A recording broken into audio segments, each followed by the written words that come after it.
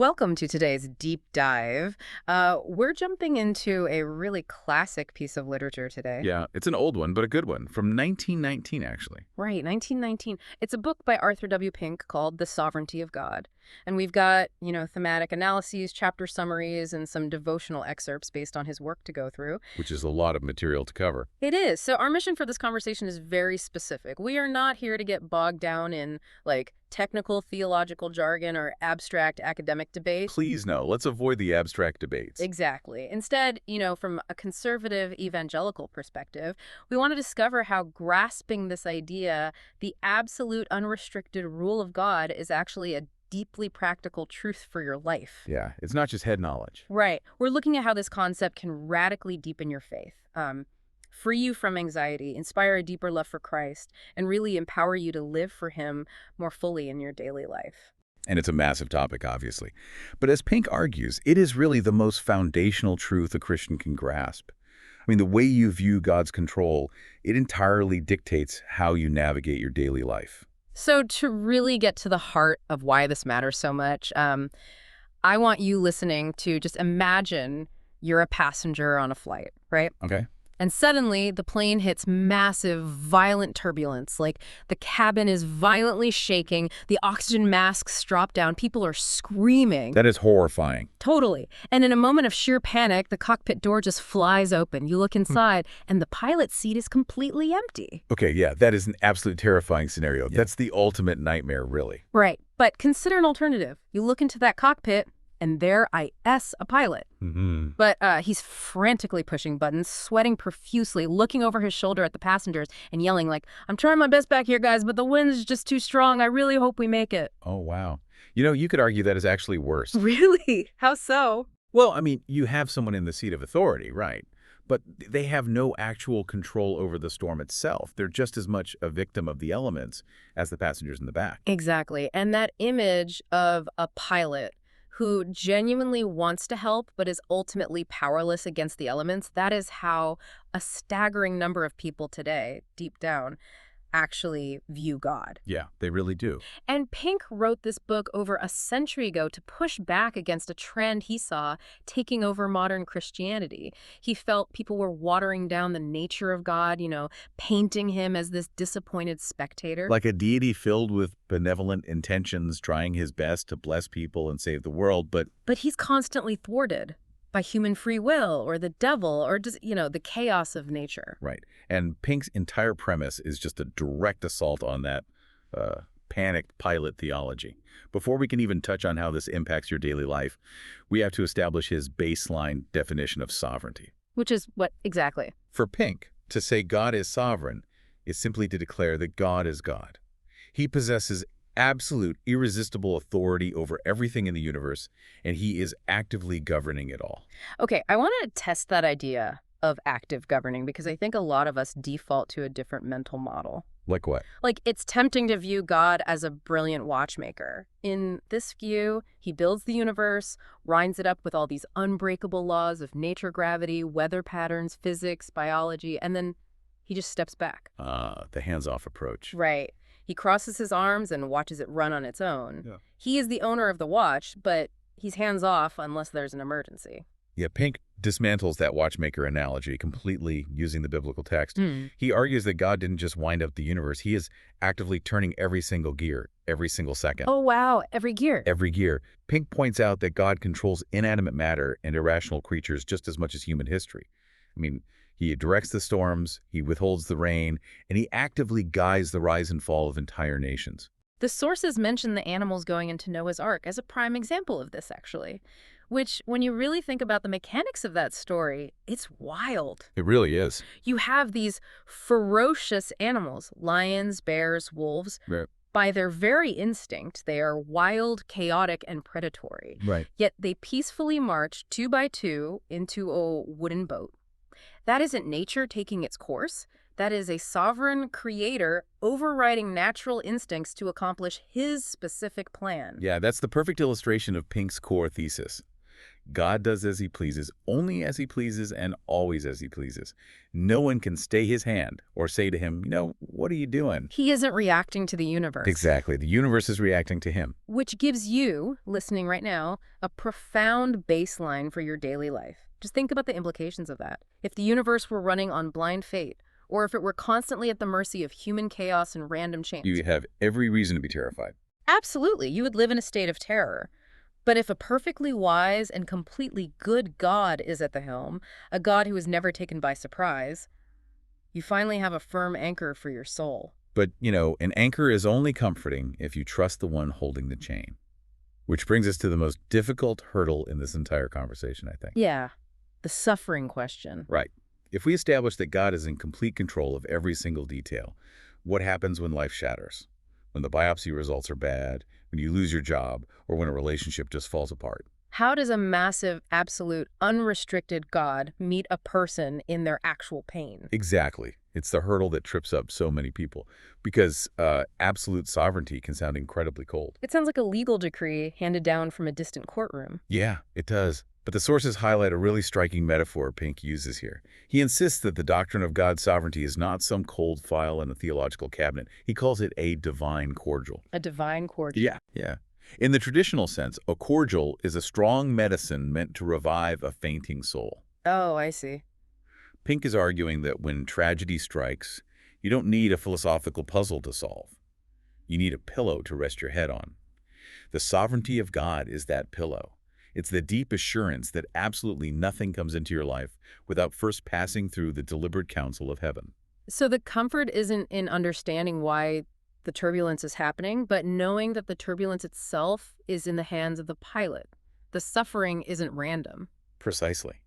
Pink says the potter knows exactly what he's making, even when the clay cannot comprehend the spinning of the wheel. Right. I mean, I see the comfort in that regarding external circumstances like sickness or job loss. But I want to push back on this regarding our internal lives. Okay, go for it. Because modern life puts us on this exhausting performance treadmill, right? We're constantly trying to achieve, to conform, to be good enough, to be lovable to the people around us. Oh, definitely. And we project that exhausting dynamic straight onto God. If God is this absolute potter, and I know for a fact that I am a cracked, messy, failing piece of clay, doesn't my constant failure disqualify me from his love? That right there is where Pink's concept of sovereign grace becomes the most liberating truth you can hear. Pink points out a revolutionary distinction about the nature of God's love. Which is? Well, human love is typically reactive, right?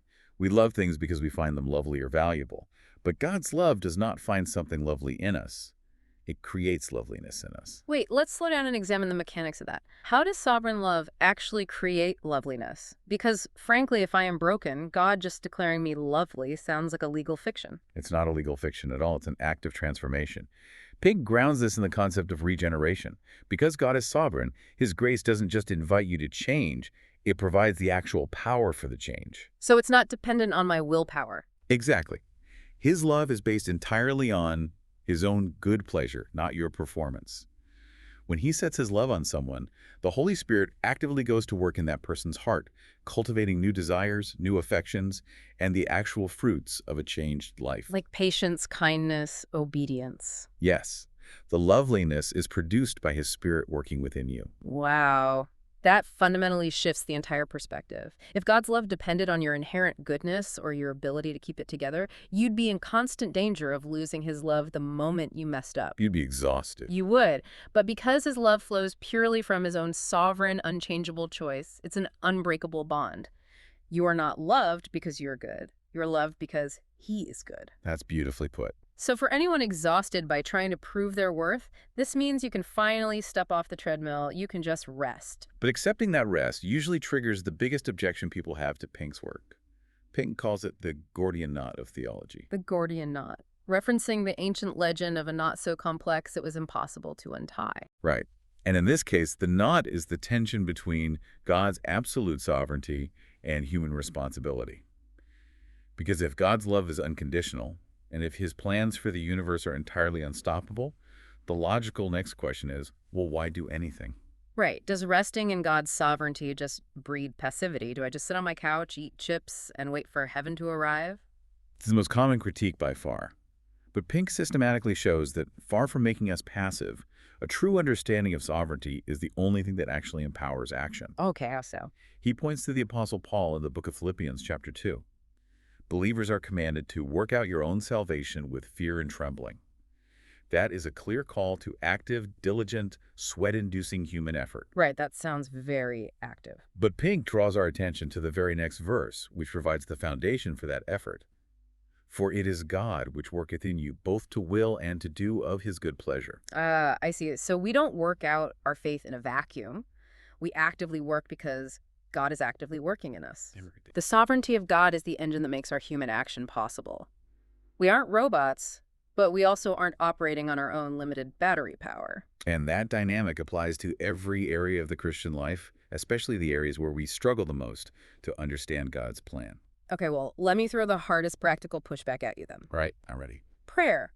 If God has already decreed the end of the story, and if he already knows exactly what is going to happen tomorrow, isn't prayer just a polite fiction? That is a tough one. Right. Why am I telling God what he already knows or asking him to do what he has already planned to do?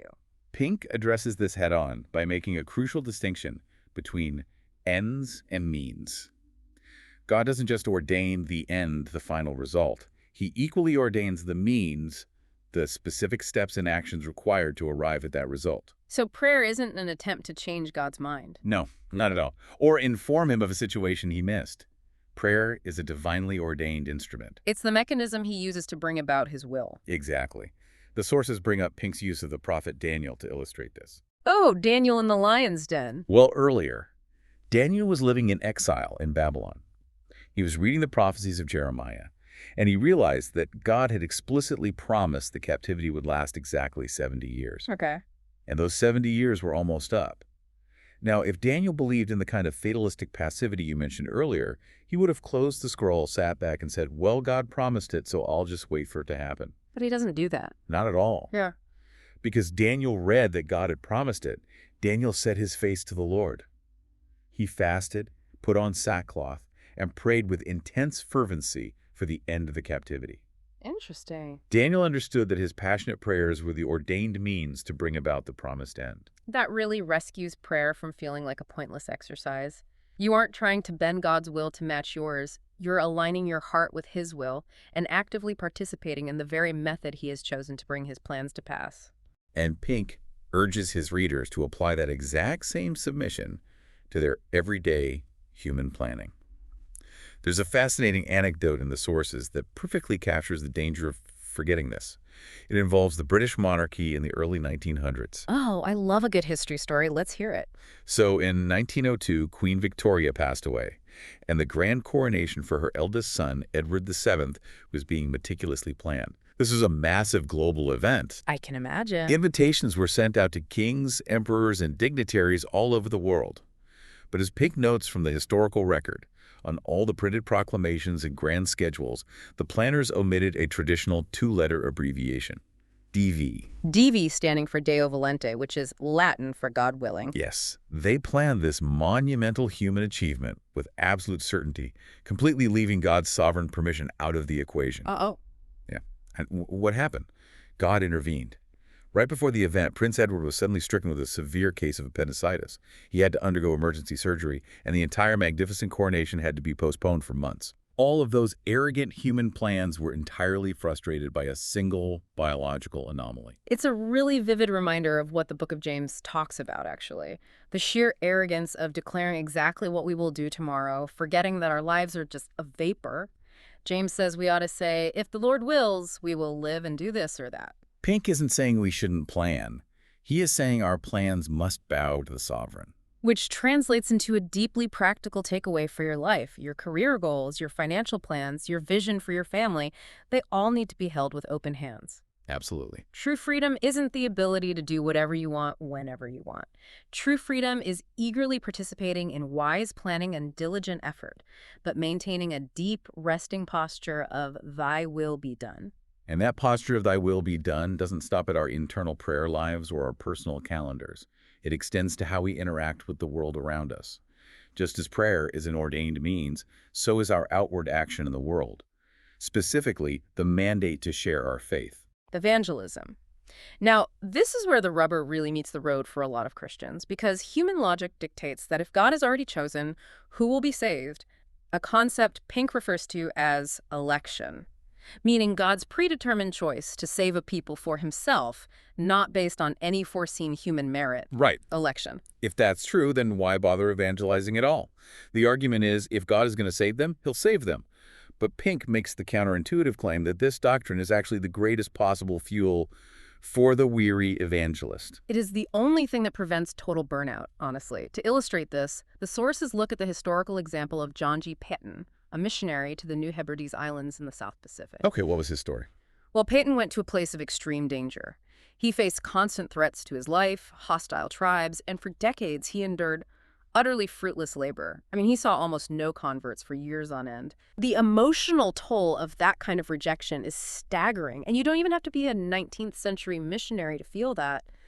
Think about trying to share your faith with a skeptical coworker or a family member who just shuts you down with total indifference. It's crushing. It really is. It makes you want to throw your hands up and say, I'm done. Yeah. I'll just keep my faith to myself, maybe focus on social work instead.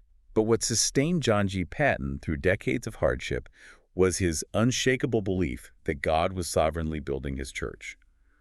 Pink explains that knowing God is completely sovereign relieves the Christian of the crushing, impossible burden of having to actually save people. Because you literally don't have the power to change a human heart anyway. You don't. If salvation depended on human eloquence or your ability to perfectly argue someone into the kingdom or your flawless presentation of the gospel, we would all be paralyzed by despair. I'd be terrified to open my mouth. Right. But because God has sovereignly chosen a people for himself, his word will never return void. The pressure is entirely off your shoulders. You are simply called to be faithful in planting the seed.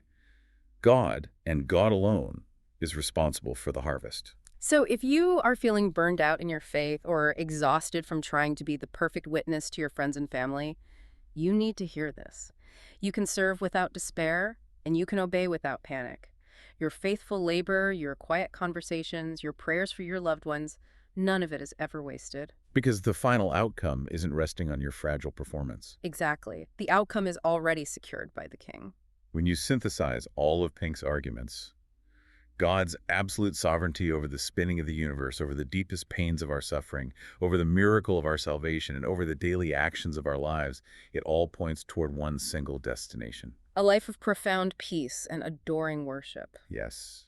Dropping the exhausting burden of self-reliance is the greatest relief a human being can experience. It means that when you face trials, your suffering is not a random, meaningless accident. It means that when you look in the mirror at your own flaws, your salvation is not fragile. And it means that when you bow your head, your prayers truly deeply matter in the grand tapestry of God's plan. Pink's work reminds us that God is not a panic pilot, and he is not an indifferent watchmaker. So I want to leave you with one final provocative thought from the sources to mull over as you go about your day. It's a detail Pink highlights about a beautiful irony in how God chose to operate. God is the absolute sovereign of the universe, and he is orchestrating the greatest event in human history, the incarnation of his son. The arrival of the king. Right. Now, human logic and human planning dictate that you announce an event like that to the VIPs, right? You send the angelic choir to the Sanhedrin. You reveal the star to the learned, self-righteous scribes who are diligently searching the scriptures in the capital city of Jerusalem. But he deliberately bypassed all of them. He bypassed human expectations entirely. He bypassed the religious elite. Instead, the sovereign Lord of the universe revealed the Savior of the world to illiterate shepherds working the night shift in a field and to foreign wise men from the east. Complete outsiders to the religious establishment. Exactly. He loves to bypass our human expectations to demonstrate that his grace is truly his own sovereign choice, unmerited and unrestricted. It's beautiful. So here's my question for you. If the sovereign of the universe delights in bypassing human expectations to reveal his greatest treasures to the most unlikely people, what unexpected places or completely unlikely people in your own life might he be preparing to use for his glory right now? Who is the shepherd or the outsider in your circle that God's sovereign grace might be pursuing? Think back to that airplane in the storm. The cockpit isn't empty, and the pilot isn't panicked. He holds the wind and the waves in his hands. He knows exactly where the plane is going, and he is actively working all of it, even the turbulence, for your ultimate good. Rest in that today.